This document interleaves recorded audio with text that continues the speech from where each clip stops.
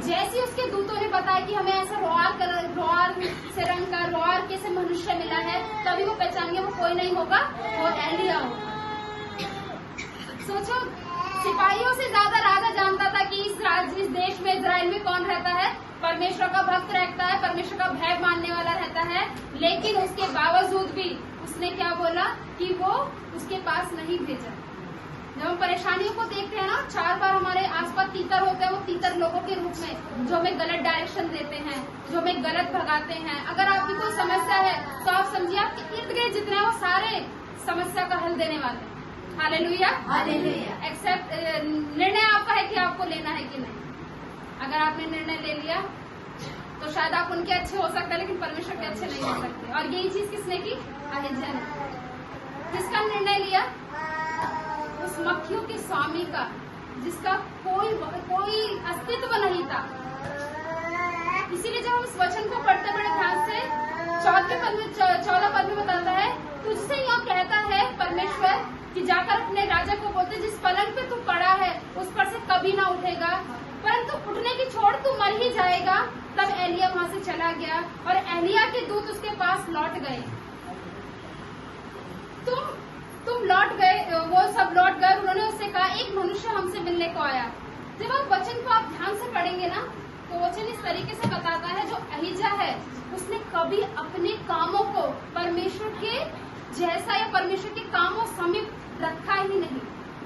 प्रभु का वचन बताता है कि वो अपनी पूरी दिशा उसने क्या कर ली? टर्न कर ली। शायद अहिज्या को हल्की फुल्की चोट लगी होगी और वो बच सकता था, लेकिन ज्यादा चोट करने से जो परमेश्वर को उसने जलन दिलाई ना, वो ज्यादा बड़ी थी। अगर आप ध्यान से वचन को पढ़ें, अगर आप जीवन में किसी को निर्णय दे रहे हैं ना, और निर्णय प्रभु के समीप जाने का नहीं है, तो जिसको आप निर्णय दे रहे हैं उससे ज्यादा आप दंडित है कि आपने उसको क्या राय दी, अलावा इसके कि राय लेने वाले ने आपसे क्या राय मांगी। Hallelujah, hallelujah. और यही दुष्टता किसने की? अहिज्या राजा ने की। अगर आप बाहर निकल जाइए एक बार और आप कुछ सलाह दीजिए, या आप किस परेशानी में, बीमारी के आसपास रहने वाले सब डॉक्टर हैं, सब घरेलू वैदिक और सारे PhD तक के ही सारे इलाज बताएंगे, लेकिन कोई ये नहीं सोचेगा कि हम घुटने पर आकर एक प्रार्थना कर लें, हम मसीह भाई बहनों के साथ संगति करके क्या कर लें? प्रार्थना कर लें। क्योंकि हमारा भरोसा किस पर है? प्रैक्टिकली ट्रीटमेंट पर, जो हमारे इर्द गिर्द है। हम लोगों पे ज्यादा भरोसा करते हैं, और यही भरोसा क्या करके क्या हुआ? उसका जहाज, जो जीवन का जहाज था, क्या हुआ? डूब गया। अगर आप पहला राजा पढ़ेंगे, उसका 19 का कोई 14 पढ़ देगा।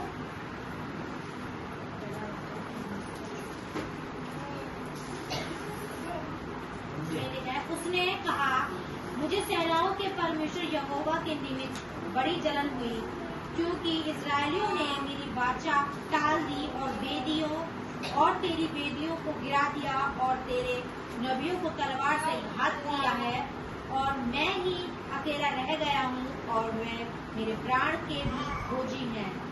आमीन। ये वो भविष्यवाणी है जब जजबेल ने जो हिंदी में क्या है, इंग्लिश में है, वो नाम है। उसने क्या किया? प्रभु के सारे इज़ेबेल, उसने प्रभु के सारे दासों को मरवा दिया, और उसमें से कौन बचाए? सिर्फ एलिया बचाए। अब एक बात ये सोचने की है कि अहिज्या राजा इतना दुष्ट होकर भी एलिया क्यों उससे डर रहा है, या उसके उन नौकरों से डर रहा है जो उसको बुलाने के लिए आए थे। वो क्या करता है एलिया कि वो ऊपर पर जाकर कहाँ हो जाता है? खड़ा हो जाता है, इस डर से कि कहीं मुझे मार ना दे। क्योंकि इज़ेबेल एक ऐसे स्पिरिट है, एक ऐसा समुदाय है स्पिरिटों का, जिन्होंने सारे इजराइल की किनको मार दिया था? भविष्यद्वक्ताओं को मार दिया था। और वचन बताता, जो अभी अंजलि ने पढ़ा, कि उसमें से कौन रह गया था? सिर्फ बचा हुआ एलिया, सिर्फ बचा रह गया था। अगर वो भी नहीं रहता तो आगे जो एलीशा तक वो मिनिस्ट्री सेवकाई जानी थी, शायद वो पूरी ना हो पाती। अगर एलिया का बचना था तो ये किसकी ओर से था?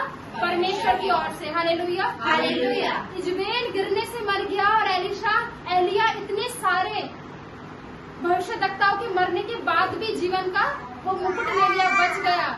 अगर एलिया वहाँ मर जाता तो शायद एलीशा तक मिनिस्ट्री ना जा पाती। उसका वो डबल पोर्शन जो उसे मिला है एलिया से, वो ना जाने पाता। इसलिए जो हम देखते हैं एलीशा की जो जीवन बख्शी है, जो भी आपने पढ़ा है रेफरेंस, वो परमेश्वर की लौट सकती कि उसका वहाँ बचा रहना। और जब ये चीज हुई तो एलिया वो क्या भेजता है, राजा कहाँ भेज देता है, अपने सिपाहियों को भेज देता है कि तू जा और उससे पूछ कर आ कि उसको मेरे पास बुला के ला। और देखिए जब सिपाही उसको बुलाने के लिए जाते हैं तो किस पोषण में उसको बुलाते हैं, किस अधिकार से। तब उसने उसके पास 50 सिपाही के प्रधान को, जिसके 5 सिपाहियों समेत भेजा था, प्रधान ने एलिया के पास जाकर क्या कहा, क्या देखा कि वह पहाड़ की चोटी पर बैठा है। उसने उससे कहा, हे परमेश्वर के भक्त, राजा ने कहा है तू उतर आ, कि क्या कर, तू उतर आ यहीं पर।